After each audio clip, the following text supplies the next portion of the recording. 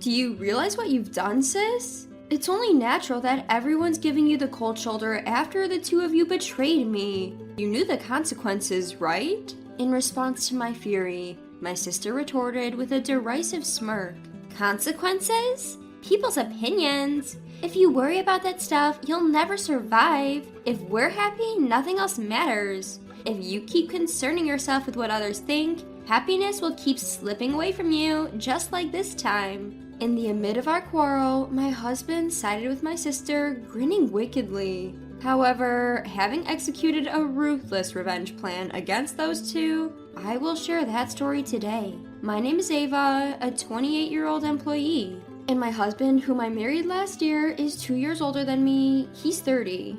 Let me share a bit about my background. My parents divorced when I was young. My sister and I were taken in by our mother, who raised us single-handedly. Despite the divorce, we still meet with our dad once a month. I'm not sure how my mother felt, but I loved my dad very much. My mother was tough and always assertive, always positive. She was like a ray of sunshine for us. However, she passed away due to illness when I was a sophomore in high school. My sister is 3 years older. She was extremely cute from childhood with distinct facial features like a child actress. Even when we walked together as kids, my sister would often get comments from strangers like, "You look like a doll. Are you sisters? You don't look much alike." I was fed up with hearing those insensitively blunt words that hurt me without them realizing it.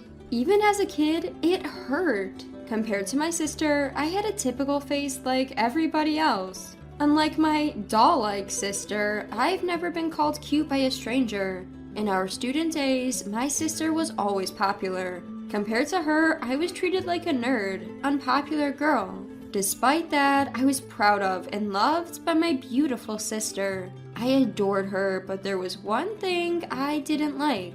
My sister always desired my belongings. She would casually take my clothes and things and take them to her room as if they were hers. But it didn't stop at material possessions. For some reason, she would exchange contact info with my friends, and if she just became friendly with them, it would have been fine. But she somehow managed to steal those friends away from me. In the end, she even took away all my old flames. I was slow to notice it, but once I did after the third boyfriend, I stopped introducing them to her. And I hid my relationship with my now husband until our marriage was decided.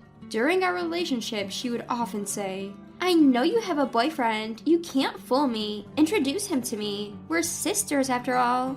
But I told her, "I've decided not to introduce my boyfriend to you anymore because you always take them from me. I'll introduce him to you when we've decided to get married." To this, she laughed off and said, "Oh, are you insecure? The one who gets their boyfriend stolen is at fault, you know. You get them taken away because you don't work on yourself. You reap what you sow. Don't blame everything on me." This attitude reaffirmed my decision never to introduce any boyfriend to her again. Happiness came out of the blue after dating him for a year and a half. He proposed in a chic restaurant, something straight out of my dreams. Of course, I was delighted and decided to get married. Once we've decided to get married, it's time for the families to meet. I also couldn't avoid introducing him to my sister anymore. The day I introduced him to my sister and my father, as expected, my sister showed up in a dress as if she were attending a wedding. My father also seemed a bit tense. "Dad, sis, I've decided to get married to him." As I introduced my fiancé, my sister's eyes sparkled, as expected. "Wow, he's so handsome. What does he do for a living?" Her usual flirty tone. His family runs a food-related business. Being an only child, he's the promised successor. Upon learning that, my sister got even more excited. "What do you like about my sister? I'm good at cooking, and ever since our mom passed away, I've been the one doing most of the household chores. Ava, she's not good at cleaning. I always have to clean up after her. Oops, did I say too much? Sorry." This was also within expectations. Every time I introduce my boyfriend, she can't stop making comments that lower my rating. I don't particularly hate cleaning, but due to my busy job, I made it a habit to do a thorough cleaning every weekend. As I wondered how he would respond, he said, "I'm surprised that Ava's sister is beautiful this much. I thought you were an actress. You're good at housework, right? It might be nice to live together, the three of us," he said, playfully with a gleam in his eyes. Perhaps it made her feel good, but my sister also said, "Since we're going to be family, it might be better to exchange contact information. Here's my ID, please get in touch." And she handed him a handmade business card, despite her being a part-timer who doesn't even work properly. Pathetic. I felt my mood drop a bit at this point. I wanted to argue back. About housework is entirely different. My sister is extremely OCD. Since she has a lot of free time, she cleans obsessively, several times a day. Even though she doesn't have money, she insists on cooking without additives because of her big ego. The food she makes is mostly steamed vegetables under the title of taste of ingredients. Well, it might be good for the health, but whether it can be called cooking when it's just microwaving is questionable. Ever since I started working, I've been cooking my own meals. My father told my sister, who was eagerly getting involved, "Don't always take your sister's stuff, go find your own. It's unseemly to reach out for other stuff. You're not that young anymore. Get married while there's someone willing to take you," he said, half jokingly. My sister, her face red with anger, snapped, "I don't want to hear that from a divorced man. I feel sick. I'm leaving," and stormed out. My father said, "Don't worry about your sister. I'll take care of it. Please make her happy. I've put a lot of burden on my daughter. Please take good care of her." And he pleaded with him. He also said, "Leave it to me. I will make her happy. And please continue to support us." And time flowed happily as if the earlier incident had never happened. After that, I greeted his parents. "Nice to meet you. We've recently gotten engaged. We look forward to your guidance and support. Thank you." As I said that, his mother, Emily, warmly greeted me. "Oh, don't be nervous. You're such a beautiful girl. It feels like we suddenly have a new daughter." His father, Robert, also added, "We're a small business, but we're hoping you might consider working with us. We wouldn't want to force you, but would you think about it?" I had already heard about this from my fiancé. I'm currently doing office work, so it's my area of expertise. Yes, I have heard about it from him. I'll certainly try my best if there is something I can do. I'm looking forward to working with you both professionally and personally. Emily then said, "Oh, that's wonderful. It's a relief to have you here since we're just learning as we go with the office work. We're looking forward to working with you too." At that time, I was completely caught up in the dream of marriage. Considering that I didn't have a mother and was on bad terms with my sister, we decided not to have a wedding ceremony. Of course, we didn't have much money for the wedding. We registered our marriage at the government office, and we officially became husband and wife.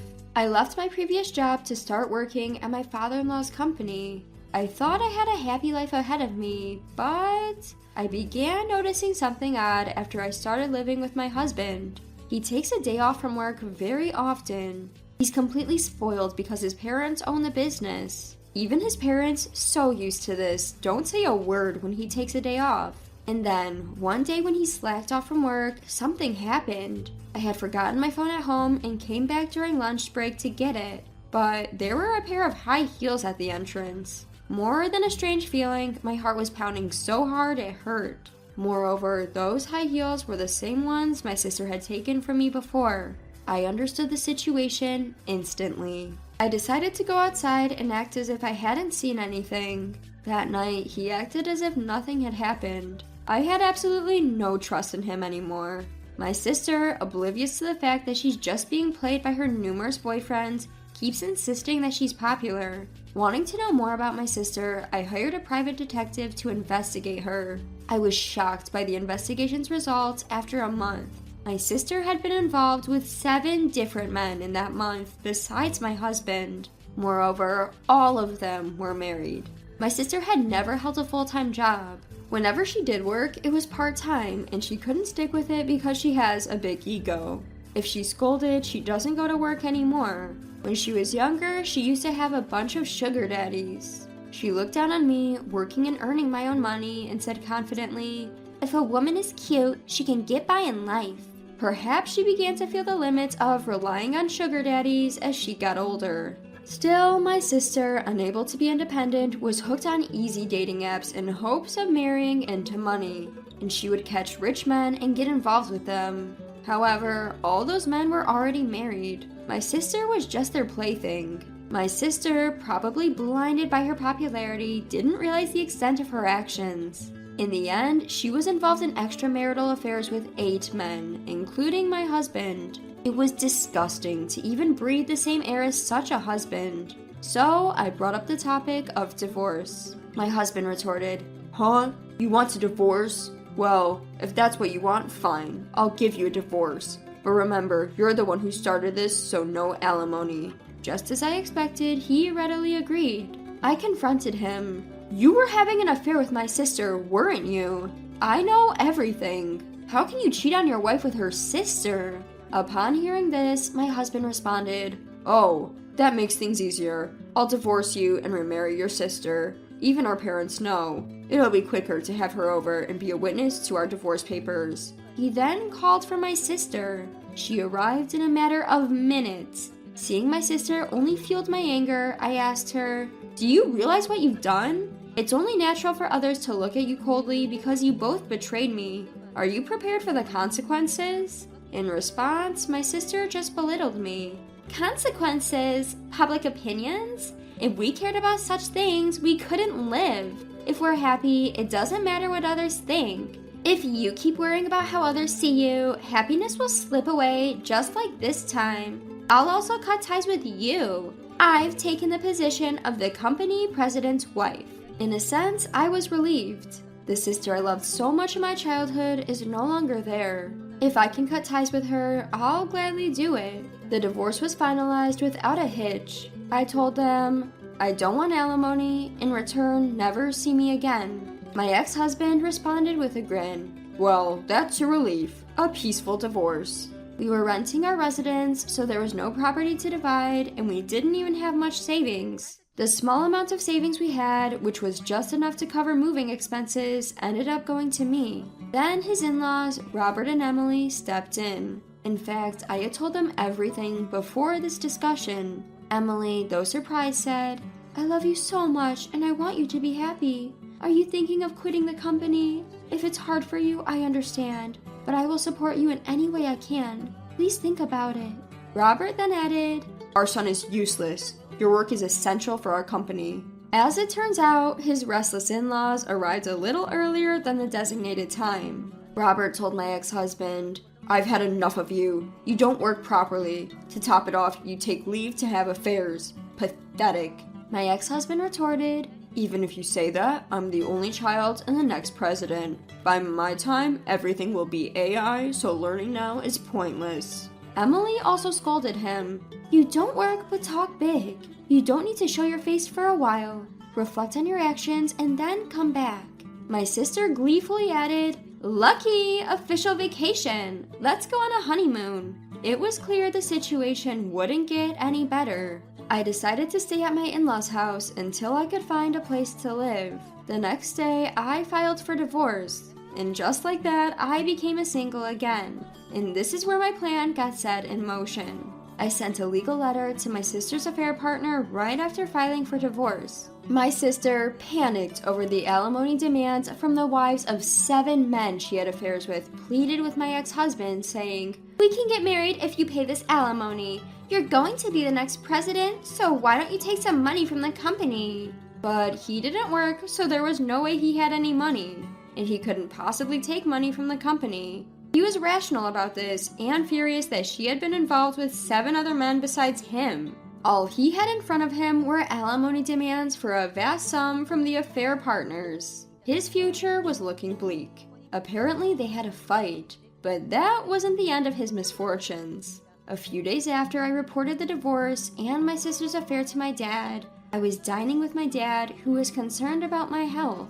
When I casually mentioned my ex-husband's parents' company, my dad said, "The president of that client company is my old buddy. Small world. We still go out for drinks regularly. He was the first person I consulted when I got divorced. He even performed at my wedding as a friend when I married your mom." It turned out that he had a relationship with the president of the client company. My dad, who was furious about this whole situation, had talked to his old friend about the divorce. He was furious that my ex-husband was so irresponsible. Knowing this, my dad contacted his old friend.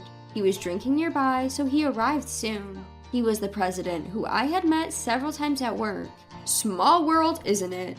I can't forgive that guy who hurt your beloved daughter. I'm going to take action immediately. Don't worry, I won't let anyone but him be unhappy. He ended this topic quickly and began to tell stories about his childhood with my dad. The next day, when I went to work, Robert looked a bit panicked. The client company said that they cannot trade with a company where my son will be the next president. Following that, related companies have also proposed to stop trading. He said. Emily also said, well, it's natural to hear such a divorce story. Trust is the most important thing for a company like ours. When I tried to contact the client company, Emily said, it's okay, it's not your fault at all.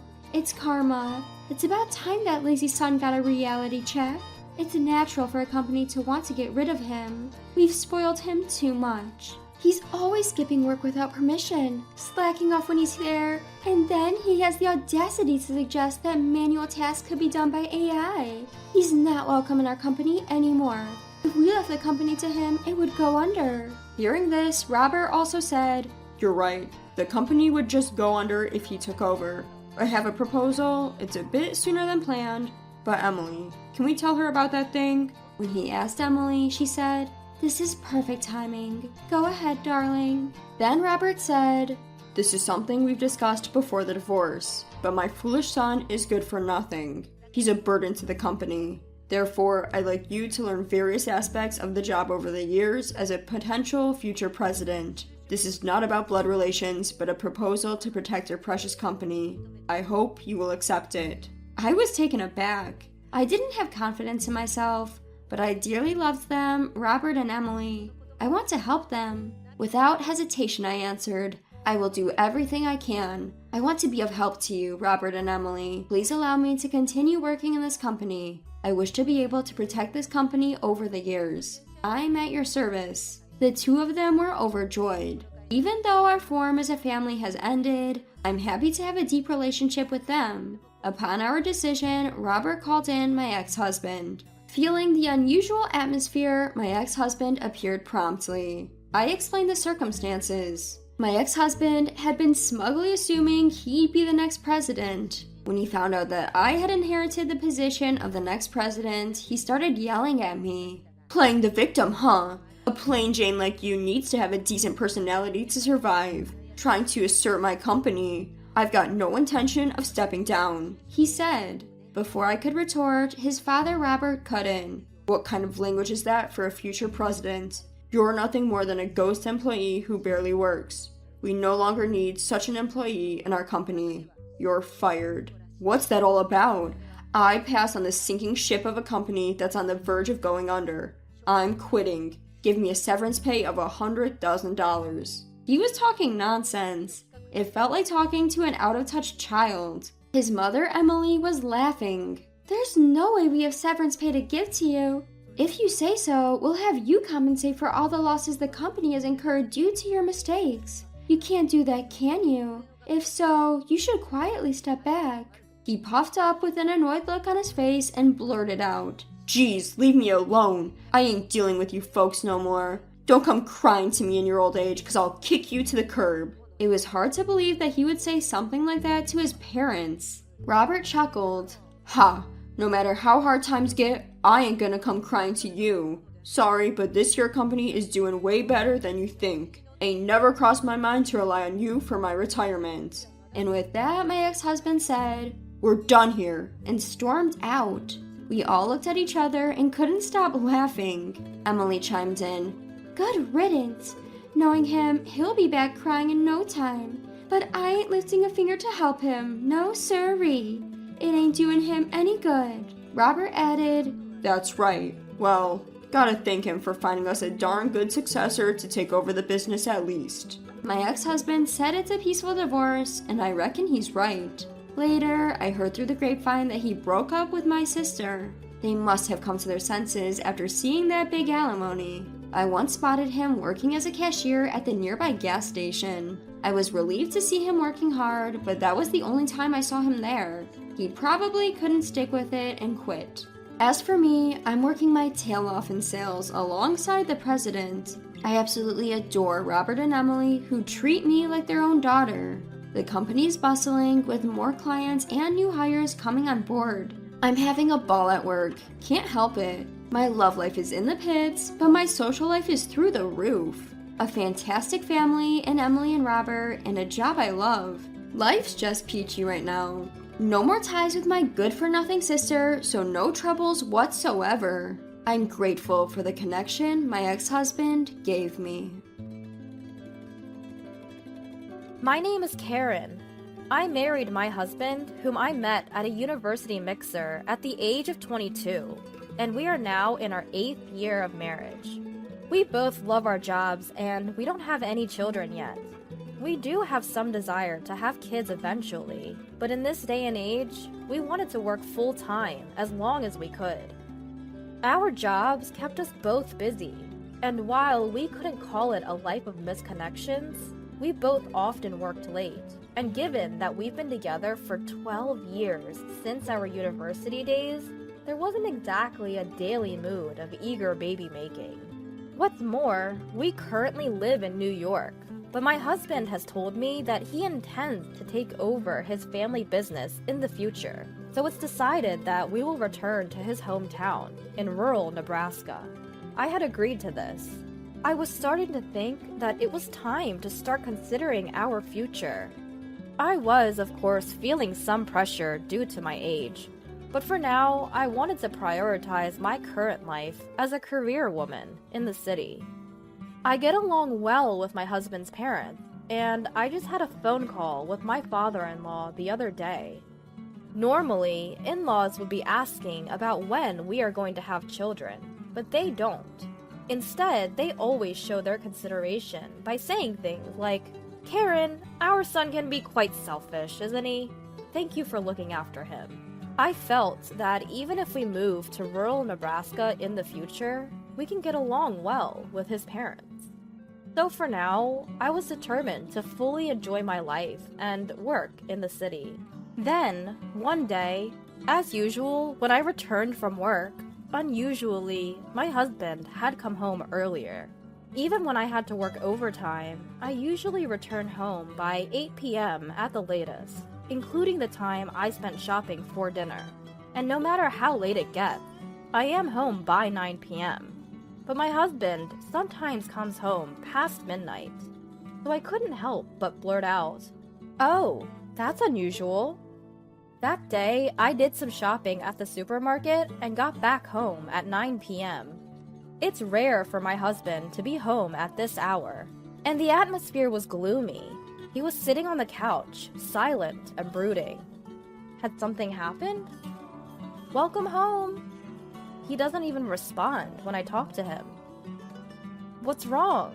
Are you feeling unwell?" I tried talking to my husband, who was sitting on the couch, several times, but he didn't respond, so I decided to start preparing dinner. We rarely had the opportunity to have dinner together, except on special occasions, but I always prepared a light meal that he could have whenever he came home. I was proud of myself for being such a good wife. That day's menu was loaded potato soup, steak, mac and cheese with some broccoli. I'm used to making quick meals, so I whipped it up in no time. "Dinner's ready!" Upon reflection, it has been quite a while since we sat down and had dinner together. My husband silently moved his food from the plate to his mouth. "Hey!" His silence throughout the dinner was unnerving. I was getting worried. Had something happened? Could he be cheating? Or was he fired from his job? Or maybe he's feeling unwell due to some illness. Worried, I put my fork down and asked, "What's wrong? You're awfully quiet. If something has happened, you should tell me. If there's something you want to say, then say it clearly." I confronted him in a strong tone. Then my husband, with a bitter expression on his face, reluctantly opened his mouth. "Well, I have a favor to ask. What? A favor, huh? I had thought he was going to say something bad. I was relieved. As long as it wasn't anything too terrible, I thought I'd listen to his request. You have your parents' place in the countryside, right? Yes. He brought up my parents' place in the countryside out of the blue. I was surprised. Then, shocking words followed. My father's company it has incurred some debt. What? Your father's company? My father-in-law runs a large printing company. He has dozens of employees, and my husband's family home is known as a prestigious household in the countryside. Would you mind if we used your family home as collateral? What did you say? Suddenly asked such a thing, I didn't know how to respond. My father is a normal salaried worker. My mother works part-time. My sister is working as a nurse in a local hospital, and somehow the three of them are making ends meet modestly. Even if it's for the sake of my husband's family, why does my parents' house have to serve as collateral? Sorry to say this, but your family's house it's normal. Unlike mine, right? Normal. Unlike his. What does that mean? Indeed, compared to the family of my husband, who runs a large local business, we are an ordinary family. In truth, my family is in a tight spot right now. If things keep going this way, we're going to bounce a check for the second time. That would lead to bankruptcy. We desperately need a loan of about $500,000. No way. I was shocked by the amount, but I was more surprised by my husband's next word.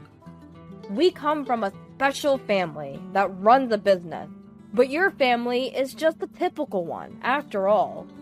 Taking a risk wouldn't matter that much, would it? Even if something were to happen, you could always rent an apartment and live there as a family. Everyone in your family is working, right? You guys can manage that, can't you? Excuse me?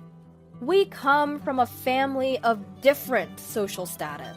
There's a huge difference between my family going bankrupt and yours going bankrupt. I'm sorry, but can you hear me out just this once?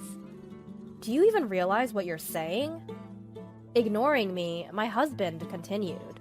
I hate to say this, but I could have married a woman of higher status than you. Someone like a wealthy daughter. Why would you say that? Despite that, I married an ordinary woman, like you. You must have been thrilled, right? It's like marrying into money. Be grateful for your luck of marrying a man like me, and listen to me in times like these.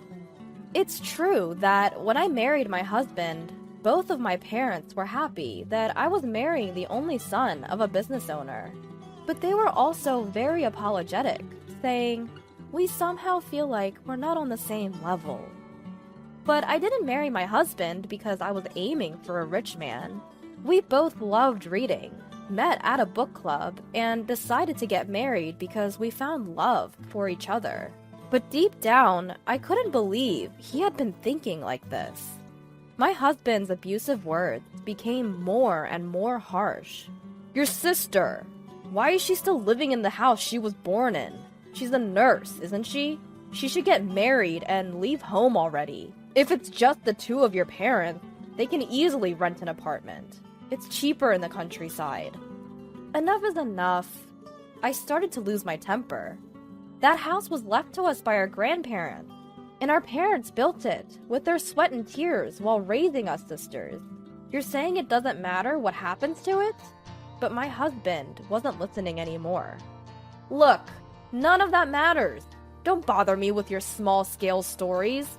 Working to raise you two sisters. Huh. From the beginning, you and I were a mismatch. What? Call it a folly of youth, but during college, I got caught up in love and ended up choosing you. I should have looked at reality more. Even now, we're both working, right? If I had married a more sophisticated lady, I would have had the support of her parents, and she could have been a housewife. Wait, Are you even looking down on me for working? And it's not like you're at some top-notch company. You're desperately clinging to a regular job, looking so poor. Do you even know what you look like? You say you're busy with work. I don't know what kind of job that is, but you rush around every morning to bring home such a low salary. You even cut your hair short because of it. You were cute when we first met because you were young, but now you lack charm. How did this conversation about using my family home as collateral end up turning into him bad-mouthing my family and even my appearance? Even if his emotions are getting the best of him because of his family situation, he's far across the line. Still, my husband went on. Some say working women are attractive, but you're not one of them. I would much prefer a woman who lives a leisurely, elegant life, like my mom. Classy, you know? Why would you say that? I couldn't hold back my anger anymore as my husband began to completely negate me. If you don't want to get divorced, put up your parents' house as collateral. I'm still young and have the right to choose another woman. It's me who's going to climb up the social ladder from now on. Plus, I'll be the president of the company in town someday. If you don't want to be dumped, just listen to what I say. The man spewing these abusive words in front of me was no longer the husband I knew. What a horrible man he had turned out to be. My family should get saved over yours. I was shocked, realizing that this must have been his true feelings all along. Because my normally quiet husband, a man who's usually hard to read, was being unusually vocal. Something inside me snapped. Hey, what happened with that matter? My husband asked me one morning. I hadn't spoken to him at all since then.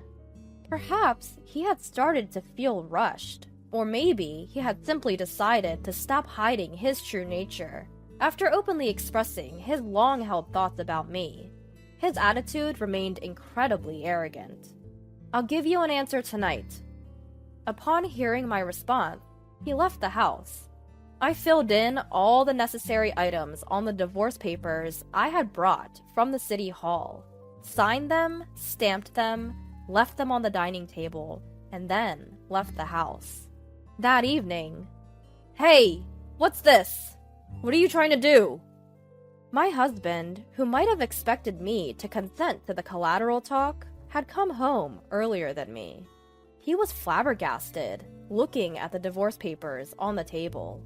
"You see these papers?" I responded coolly. "What are you thinking? Now's not the time for this kind of charade. I've told you, my family's in a pinch, haven't I? Are you really that stupid?" I ignored his offensive, stupid remark. It hurts to think that my father-in-law's company is in a crisis. But I just couldn't forgive this man for taking advantage of the situation to express his true feelings.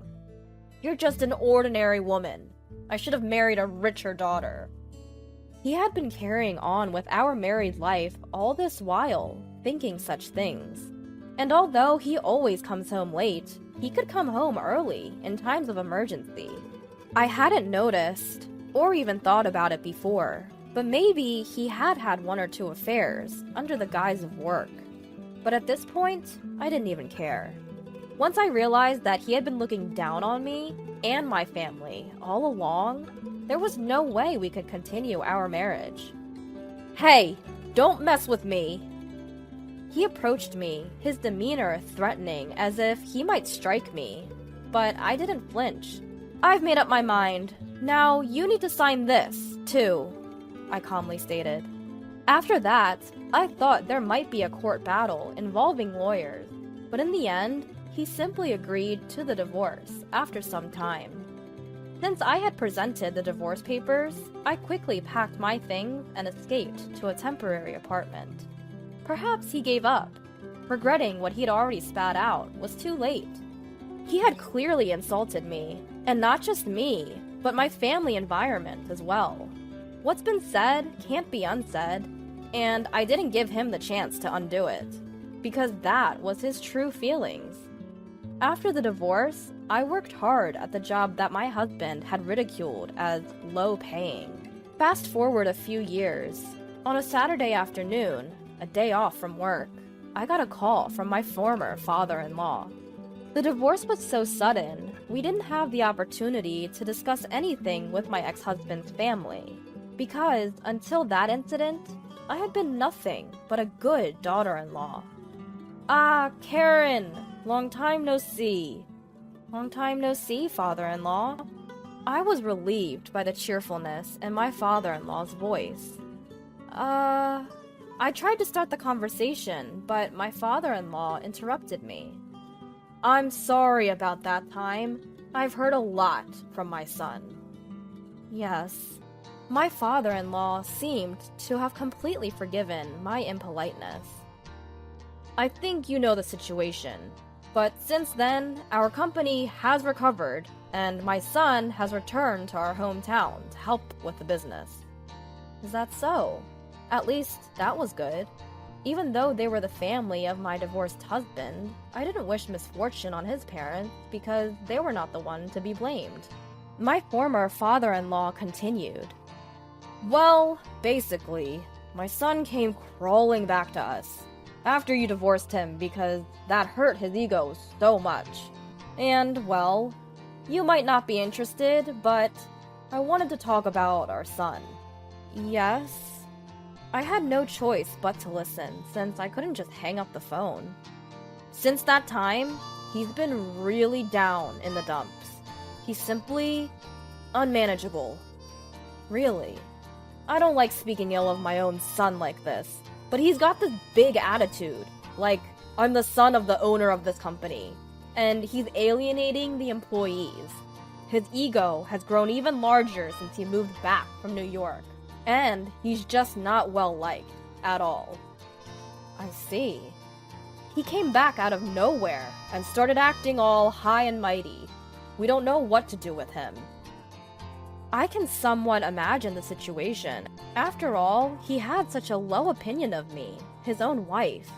He probably looks down on the employees of his father's company as mere servants. Several years have passed since then, and he's likely seated as an executive director. His personality has probably warped further, making it impossible to handle him. I see. We caused a lot of trouble for you.